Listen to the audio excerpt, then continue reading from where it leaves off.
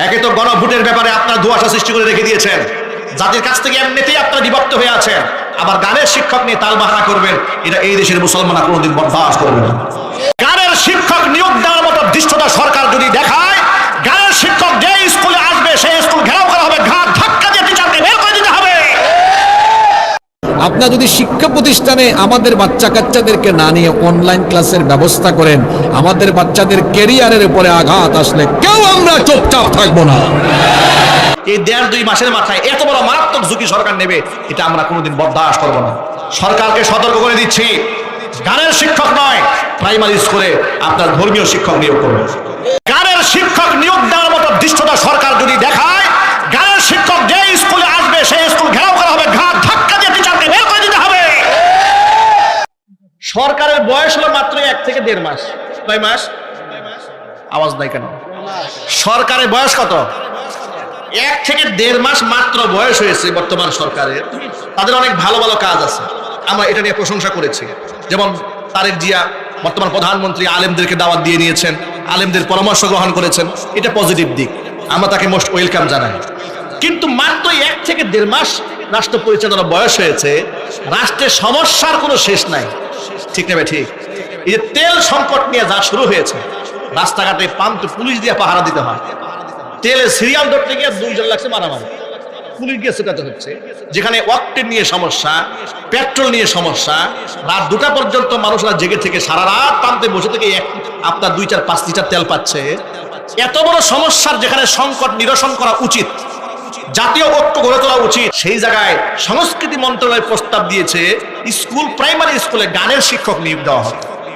কত গবেষণা তাদের দেখেছেন, কত গবেষণা। এমনকি আশ্চর্যজনক সংবাদ, এই গানের শিক্ষকের কি প্রয়োজন হয়েছে বলেন তো ভাই? একটা জাতিকে পিছায় নেওয়ার জন্য, যেমন স্বৈরাচারী খুনি হাসিনা আমলে জিঙ্গালালা হু বাচ্চাদের মধ্যে ঢুকাই দিয়েছিল। এরপরে ডাল ভর্তা কেমনে বানানো হয়, আলু ভর্তা কি করে বানানো হয়, ডিম কেমনে ভাজতে হয়, এগুলো যেমন 8-9 এর বাচ্চাদেরকে শেখানো শুরু করে দিয়েছিল। কারণ ওরা জানে জাতির মেরুদণ্ড শিক্ষা ব্যবস্থা যদি ভেঙে দেওয়া হয়, এই জাতিকে, এই জাতির উপর সারা জীবন গোলাম হিসেবে ব্যবহার করে নেতৃত্ব দেওয়া যাবে। ঠিক তবে ঠিক? ভারত থেকে উড়ে আসা এই সমস্ত পরিকল্পনাগুলো, কাফেরদের মাথা থেকে যেগুলো বের হয়, সেগুলো বাংলাদেশে বাস্তবায়নের জন্য সরকার হাত দিবে। এই 1.5-2 মাসের মাথায় এত বড় মারাত্মক ঝুঁকি সরকার নেবে, এটা আমরা কোনোদিন বরদাস্ত করবো না। সরকারকে সতর্ক করে দিচ্ছি, গানের শিক্ষক নয়, প্রাইমারি স্কুলে আপনার ধর্মীয় শিক্ষক নিয়োগ করবেন। ঠিক না? বলেন, গানের শিক্ষক অধিকাংশ ক্ষেত্রে চরিত্রে ঠিক থাকে না, এমন হাজারো নমুনা বাংলাদেশে আছে না নাই? চিৎকার দিয়ে বলেন। গান যারা শিখায়, আজকেও দেখেছি এক ভিডিওতে হারমোনিয়াম শিখতে গেছে, মহিলাকে ধর্ষণ করেছে। মহিলা লাইভ এসে বলছে, গান শেখানোর কথা বলে, হারমোনিয়াম শেখানোর কথা বলে আমাকে ধর্ষণ করেছে। গানের শিক্ষকদের চরিত্র ঠিক থাকে না। আগামীর জাতিকে যদি মজবুতভাবে গড়ে তুলতে হয়, পুরা খাপ্টের একটা দেশ, দুর্নীতিতে পরিপূর্ণ একটা রাষ্ট্র, এটা যদি ঢেলে সাজাতে হয়, তাহলে আগামীর বাংলাদেশ এবং তার প্রজন্মকে ইমানদার প্রজন্ম বানাতে হবে। আর সেই ক্ষেত্রে প্রাইমারি লেভেলে গানের শিক্ষক নয়, কোরআনের শিক্ষক নিয়োগ দিতে হবে। কথা ঠিক নেবেন? বলে আমি বিশ্বাস করি আমাদের এই প্রতিবাদের ভাষা জনাব তারেক রহমানের কান পর্যন্ত পৌঁছে। ঠিক কিনা? এই ডক্টর ইউনূসের সময় কিন্তু তারা চেয়েছিল গানের শিক্ষক নিয়োগ দিবে। আলেমদের এবং মুসলিম বুদ্ধিজীবীদের প্রচেষ্টার কারণে সরকার পিছপা হয়েছে, সাহস পায় না। আর আপনার বয়স হয়েছে মাত্র 1 থেকে 1.5 মাস, এখনই আপনার গানের শিক্ষক নিয়োগ দেওয়ার জন্য হঠাৎ করে মাথায় মরিয়া হয়ে উঠলো কেন? কারা আপনাকে ফুসলাচ্ছে?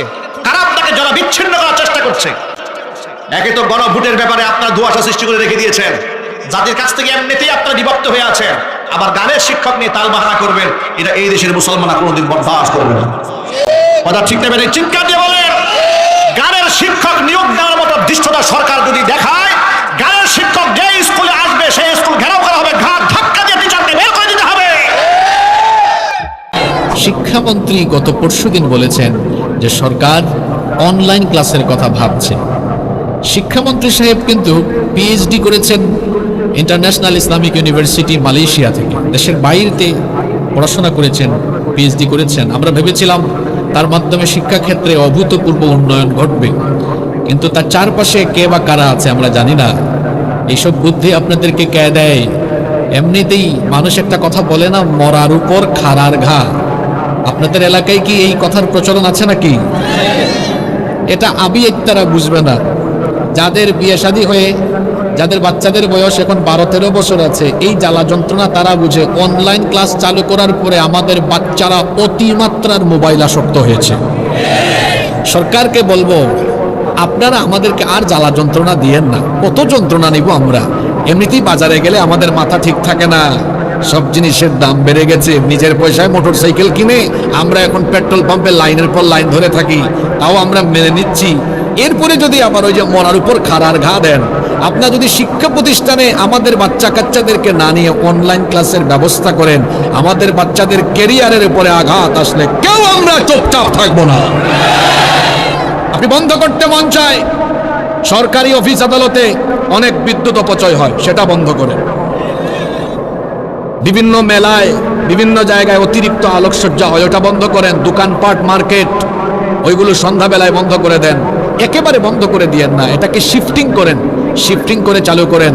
এই আশাশুনিতে কয়জন মা বাবা আছে যারা স্মার্টফোন কিনে ইন্টারনেট সুবিধা বাচ্চাকে দিতে পারবে?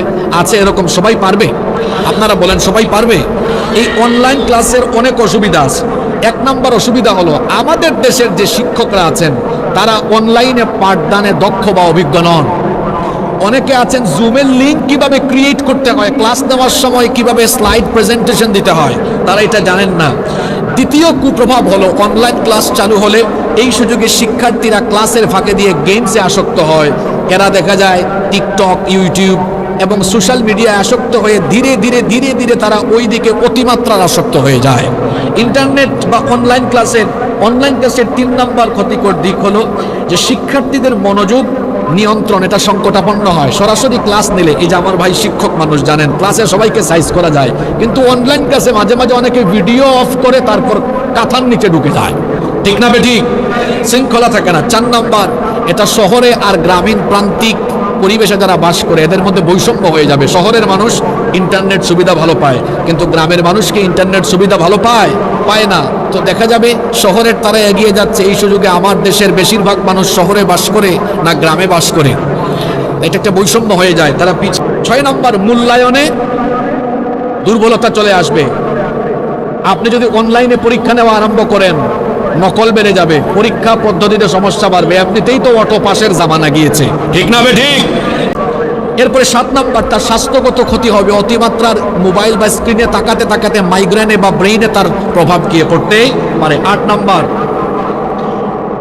অভিভাবকদের উপরে বাড়তি চাপ থাকবে। এমবি ঢুকাও, ইন্টারনেট ব্যবস্থা করো, এটা একটা ঝামেলা।